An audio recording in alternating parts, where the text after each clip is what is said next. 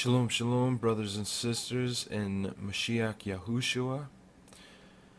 I want to share this with you to help to edify your faith and to give you some tools when combating those who will refuse to hear the truth concerning the name of Yahuwah and the name of his son Yahushua. Now, the biggest problem seems to lie within the Christian religion with the adoption of the name of Jesus. This name being relatively new, all scholars understand that the letter J is only about 300, nearly 400 years old, and that in the 1611 King James Version of the Bible, we do not see a letter J whatsoever. Actually, the name there appears as Iesous, for the name of the Son.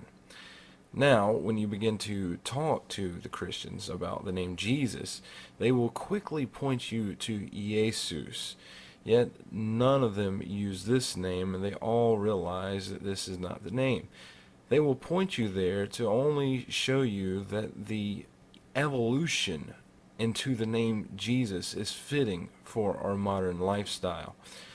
However, my friends, this shows clearly that they are operating in a spirit of delusion. If they would use Iesous to justify Jesus, wouldn't it be obvious to call him Iesous instead of Jesus? I mean, we have to take in consideration that Yahushua is the most influential person who has ever lived on the face of the planet.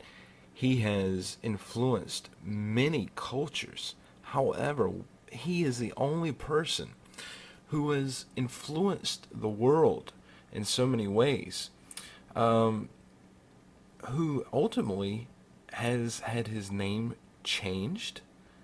He has had his character misrepresented, yet the whole world knows that he existed. I mean, we see that, Islam and Christianity all believe that the man Yahushua is Messiah, according at least to what they say with their mouth. However, we know that Islam uses Isa, which is not his name. We know that the Christians use Jesus, that they will point you to Iesous to try to convince you of the name Jesus, which is faulty.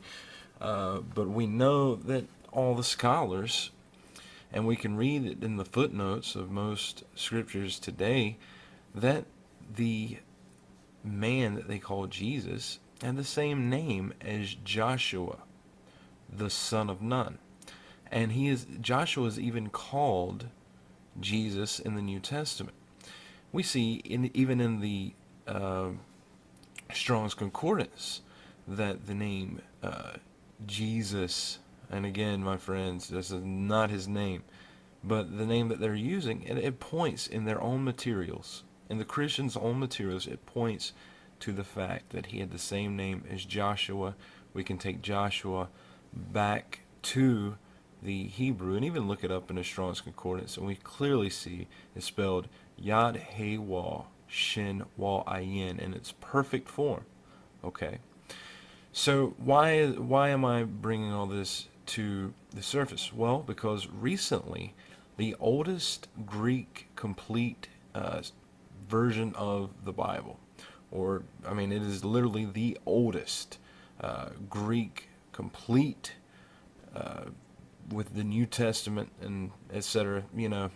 There's a few extra books also, but this is the oldest Greek version of the New Testament that we have here. Okay, and see, this is the problem. We know that our Hebrew scrolls of the New Testament have been burned. We know that there are Aramaic versions. We can see in the Greek that many of the characters will say something Aramaic, seeming that it was translated from Hebrew to Aramaic and then to Greek. And the reason that we say this is because even the Greek quote-unquote church fathers said that Matithyahu, or Matthew, penned his version of Besorah in the Hebrew language.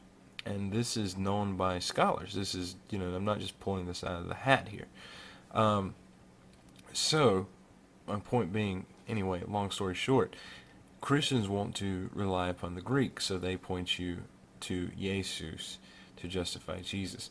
However, in Codex Sinaiticus, which again is the oldest of the Greek scripts of the New Testament, I mean, we're talking the oldest one here, we do not see the form Iesous one single time for the name of Yahushua. My friends, this is very important, and this will be very helpful for you when you get a hold of this, and now you will have the ammunition to battle the enemy when it comes against you, to try to convince you of multiple names that we can use, Gesu or Isa or Yeshua, or just all these different forms, when in reality Yahuwah said in the book of Zechariah chapter 6, we see the picture of the man whose name is the branch, who would be a king priest, who would reign on his throne. And we know this is Mashiach, and the name of the man who was to be the branch had the same name of Joshua, as it says in the King James Version. But if you look up his name is Yahushua. And it says, behold the man whose name is the branch. And they put crowns upon this man's head to be symbolic of the branch, or the Messiah, who was to come and who was to be the king priest. So what we see in Codex Sinaiticus are the letters, and I'm going to show you right here. This is Revelation 1:1. And you can actually check this out for yourself when you go to Codex Sinaiticus, www.codexsinaiticus.org, and you can actually see the manuscript, and then you can go to Revelation 1:1, and you can look for the same pieces to the far left, and I'm going to circle it right here, and we will see that instead of Iesous, we see two letters, iota upsilon. Now, the following two letters are what would represent Christ, but instead we have a chi upsilon. Okay, so we don't even have the word Christ here. Literally, if you were going to read this, you would see it would say you chew. But we who are of the understanding of Yahuwah understand the iota to have the same, a very similar sound to the yad in the Hebrew language. We also understand the upsilon to have the same sound as the wall. Essentially, what we have here seems to be closer to Yahu, or the beginning of Yahushua, than we ever find with the name Iesous. My friends, this is very important because the Christians say that this name Jesus is the name above all names, yet when we go just one layer back to the 1611 King James Version of the Bible, we see that is Iesous there. They point you to that. Then we look up in the Strong's Concordance, they tell us the same name as Joshua. We look up that, we see Yahushua.